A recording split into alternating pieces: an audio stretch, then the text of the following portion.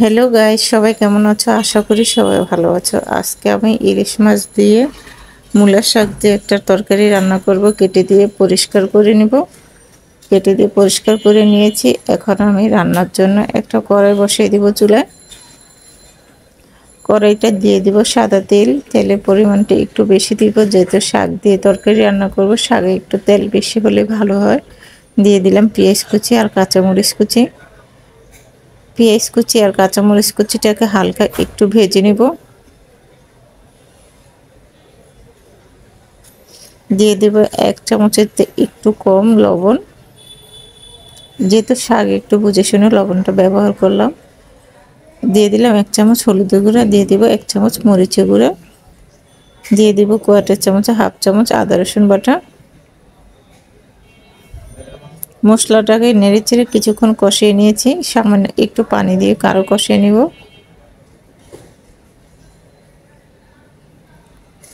দিয়ে দেব কেটে রাখা মাছগুলি। মাছগুলি এই মশলার মধ্যে নেড়েচেড়ে কিছুক্ষণ কষিয়ে নিব।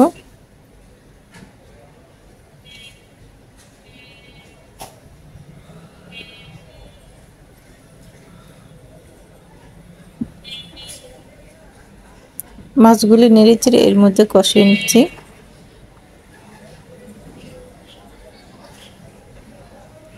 সামান্য পরিমাণ একটু পানি দিয়ে দিব। মশলা যেহেতু দিয়েছি সেজন্য মাছটা গায়ে তাহলে ভালো করে মশলাগুলো ঢুকে যাবে। 5 মিনিট ঢেকে রান্না করব। 5 মিনিট পরে ঢাকনাটা তুলে আবারও একটু আলতো করে নেড়ে চেড়ে দিব। মাছগুলি কষানো হয়ে গেছে, প্লেটে তুলে নিচ্ছি।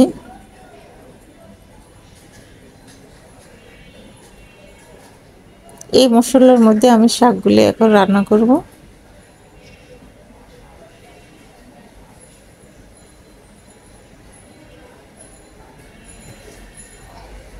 শাকগুলি দিয়ে দিলাম, মূলার শাকগুলি।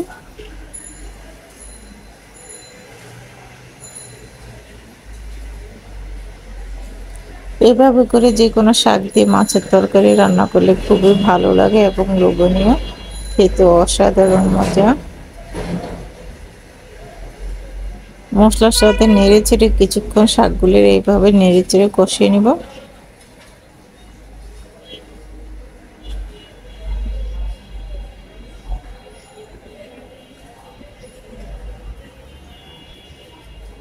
পাঁচ মিনিট ঢেকে রান্না করব।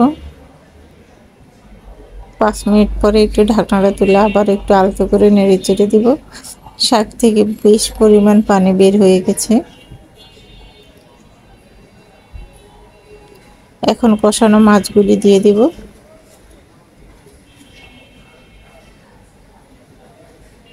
পরিমাণ মতো ঝোল দিয়ে দিব। যেহেতু শাক দিয়ে তরকারি রান্না করছে একটু ঝোলটা দিয়ে দিলাম, সেজন্য মাছটা দিয়ে আলতো করে নেড়ে চেড়ে দিচ্ছি।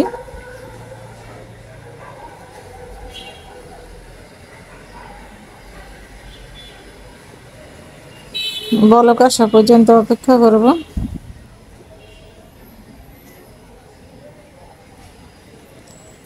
5 মিনিট ঢেকে রান্না করব। 5 মিনিট পরে ঢাকনাটা তুলে আলতো করে নেড়ে চেড়ে দিব এবং কোয়াটার চামচের হাফ চামচ ভাজা জিরা গুঁড়ো দিয়ে দিলাম। আমার তরকারিটা হয়ে গেছে, আমি আলতো করে নেড়ে চেড়ে দিচ্ছি।